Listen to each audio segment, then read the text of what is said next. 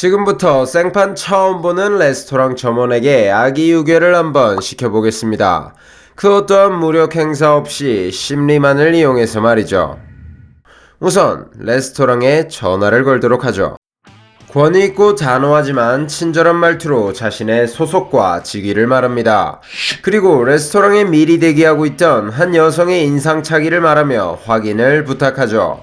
그리곤 곧바로 충격적인 사실을 알려줍니다. 그 여성의 유모차에 있는 아이는 여성의 아이가 아니며 그 여성은 아동 유괴범이라는 사실을 말이죠. 그리고 종업원에게 도움을 요청합니다. 종업원은 물론 당황했지만 권위와 사회적 통념에 짓눌려 결국 수락하게 되죠. 종업원은 수화기 너머에 경찰이 시키는 대로 여성을 가게 전화로 유인한 후 몰래 아기를 여성에게서 떼어놓았습니다. 가게 밖 큰 길까지 손수 배달해 주었죠. 모르는 사람의 전화 한 통 때문에 두 손으로 직접 말입니다.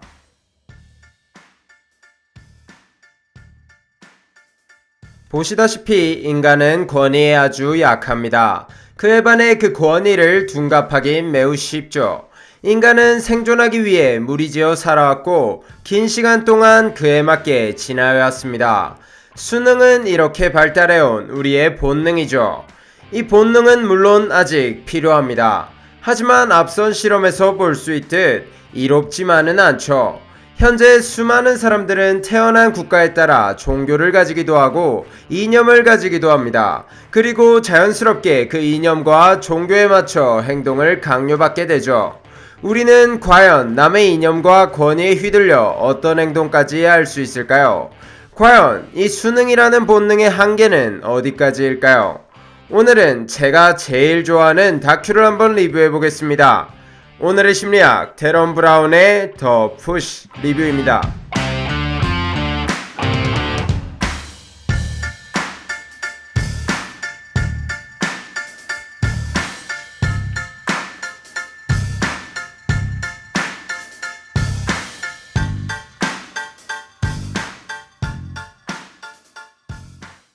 영국의 심리마술가 데런 브라운은 20년간 방송관 무대 위에서 심리마술을 선보여온 대가입니다. 그런 데런 브라운의 호기심이 이번엔 수능으로 향했죠. 과연 수능의 끝은 어디일까? 데런은 이를 확인하기 위해 대규모 실험을 하나 구상합니다. 주제는 살인 유도였죠. 수능을 통해 대형 빌딩 옥상에서 사람을 밀어 죽이도록 유도할 수 있냐?가 실험의 목표였죠. 사상, 이념, 성격적으로 아무런 이상이 없는 정상인에게 아무 원한 관계 없는 생판 남을 밀어 죽이도록 하는 것입니다. 과연 이게 가능할 것이라 보시나요? 우선 데런은 실험 참가자들을 선별하기로 합니다. 비교적 사회 수능도가 높은 사람들을 선별하기로 한 것이죠. 방법은 다음과 같습니다. 한 방에 의자 10개를 놓고 연기자 3명을 대기시킵니다. 방 안엔 종소리가 무작위로 울리죠. 연기자들은 의자에 앉아 소리에 맞춰 앉았다 일어났다를 반복하며 설문조사지를 작성하고 있습니다. 그리고 참가자들은 한 명씩 방 안으로 들여보내지죠. 그들은 방 안에서 간단한 설문조사지를 작성할 것을 명령받습니다. 다른 전달 사항은 아무것도 없었죠. 이 수능도 테스트는 간단합니다. 연기자들을 따라 종소리에 맞춰 앉았다 일어났다를 반복하는지 보려는 것이죠. 그 결과와 함께 심사를 거쳐 총 4명을 선별해냈습니다. 크리스, 알렉스, 마틴, 하나가 그 주인공이었죠. 물론 4명에겐 모두 실험 선별 탈락 문자가 갔습니다. 이후 실험에 영향을 주지 않게 하기 위해서 말이죠.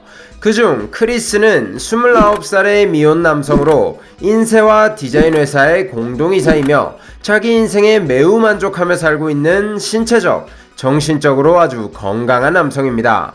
이제 위 멀쩡한 사람을 살인자로 만들어낼 차례입니다. 데런은 크리스의 회사와 계약을 하나 진행하죠. 가짜 신생자선단체인 푸쉬의 이름으로 말입니다. 푸쉬의 대표 역할인 톰이 직접 크리스와 미팅을 갖습니다. 톰은 일 얘기를 하면서 크리스와 친분을 쌓고 대표가 직접 나와 미팅을 함으로써 크리스가 푸시에 어느 정도 영향력을 행사하고 있다는 느낌을 받도록 만들었습니다.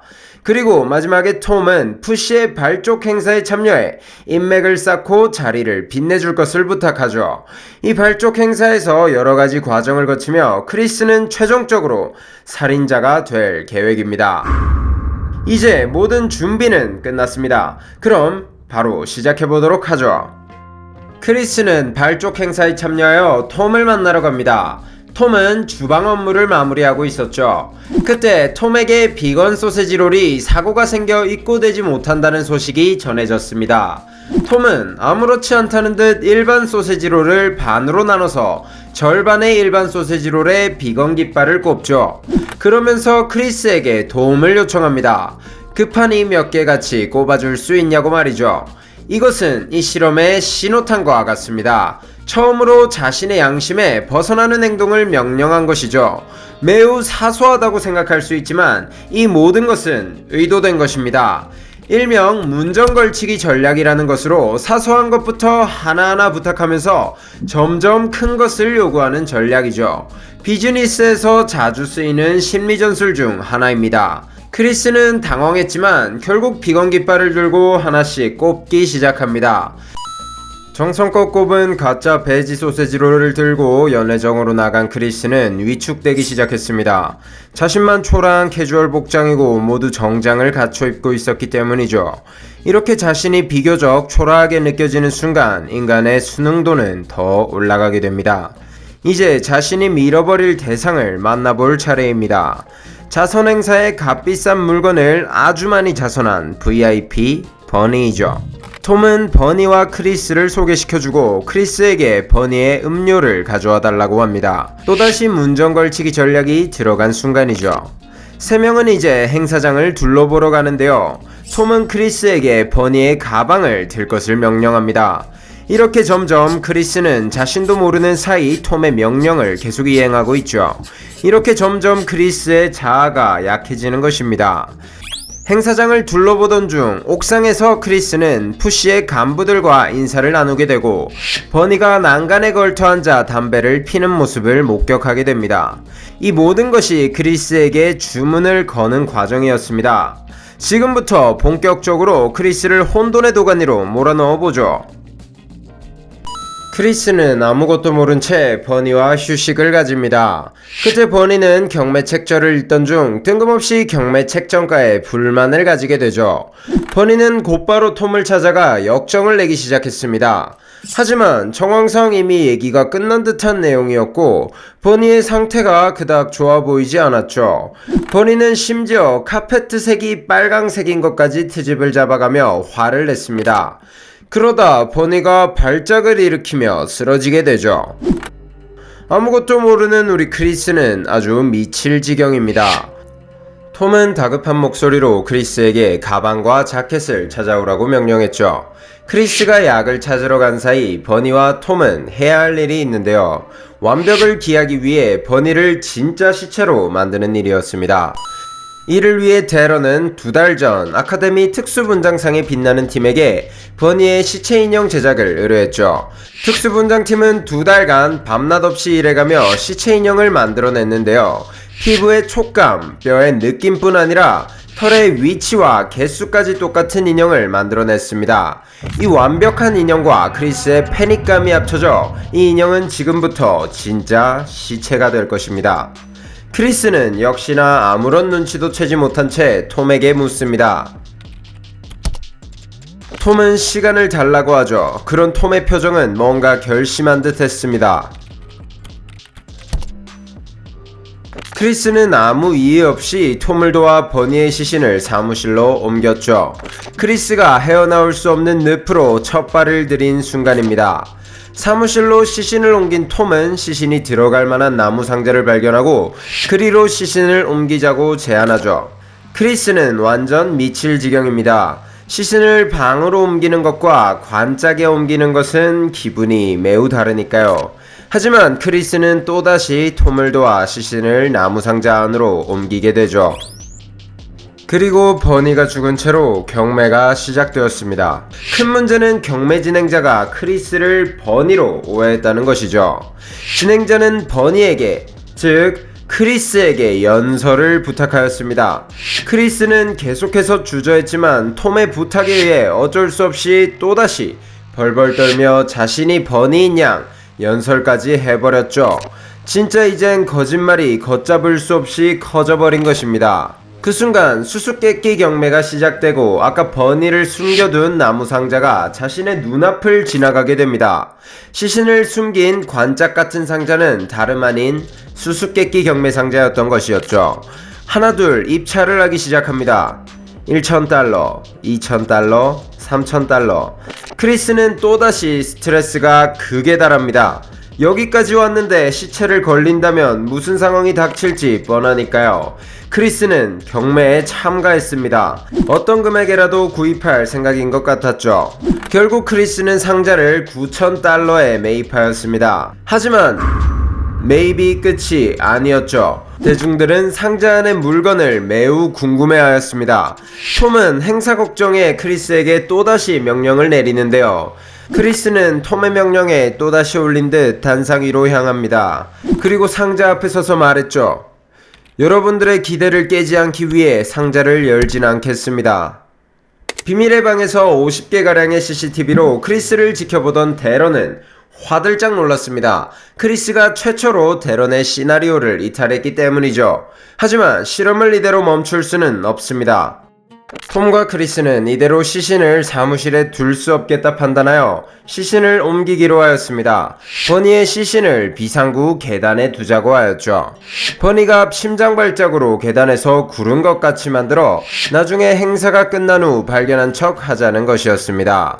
크리스는 차라리 죽고 싶은 표정을 하곤 그건 아니라고 중얼거리면서도 이젠 자의란 없는 인형인 듯 톰을 따라 움직였습니다. 이미 너무 많은 부탁을 들어주었고 너무 많은 책임을 떠맡게 된 것이죠.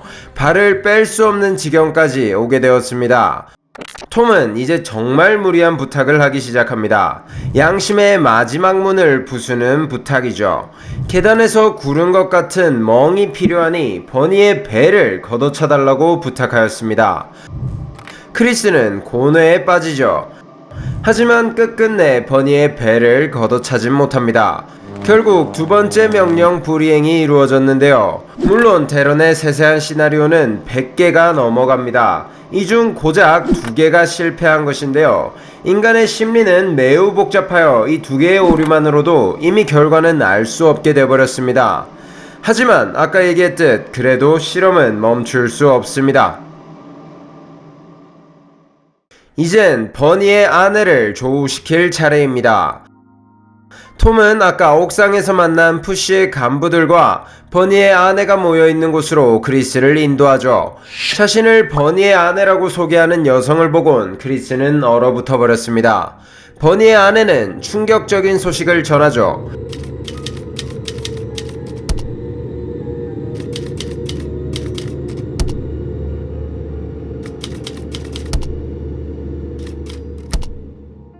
말을 남기고 버니의 아내는 유유히 사라지죠.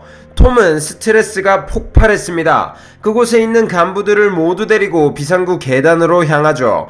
모든 것을 얘기하고 버니에게 약을 먹이자고 제안합니다. 하지만 정작 얘기는 크리스에게 시키죠. 크리스가 해주어야만 한다고 말입니다. 크리스는 많이 주저했지만 결국 입을 열었습니다.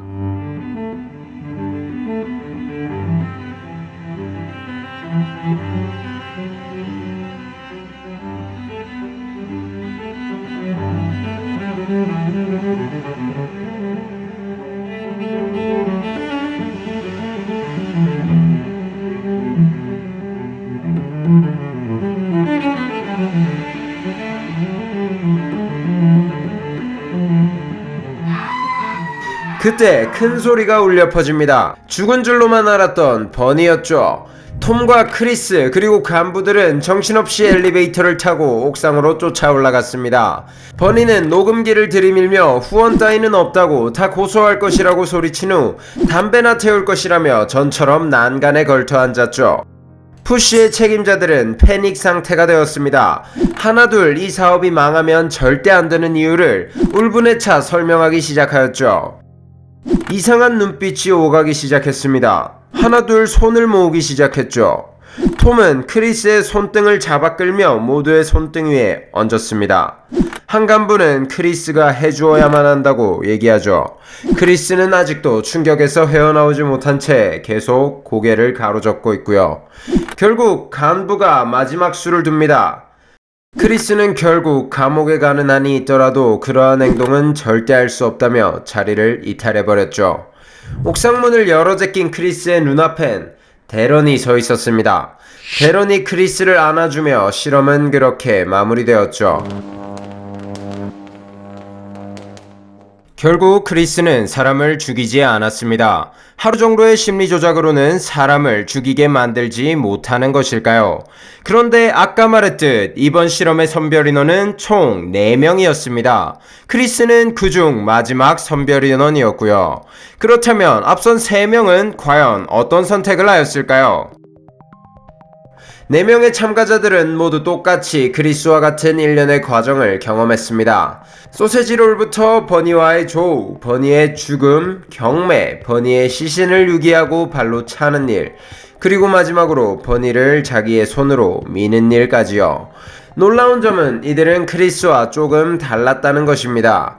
크리스가 거절했던 계단에 버니를 방치하고 그 시신을 발로 걷어차라는 톰의 명령, 그것을 아래 3명의 선별 인원은 모두 이행하였습니다. 그리고 가장 중요했던 마지막 순간, 수능을 통해 사람을 죽일 수 있을까? 3명의 선별 인원은 모두 버니를 밀었습니다.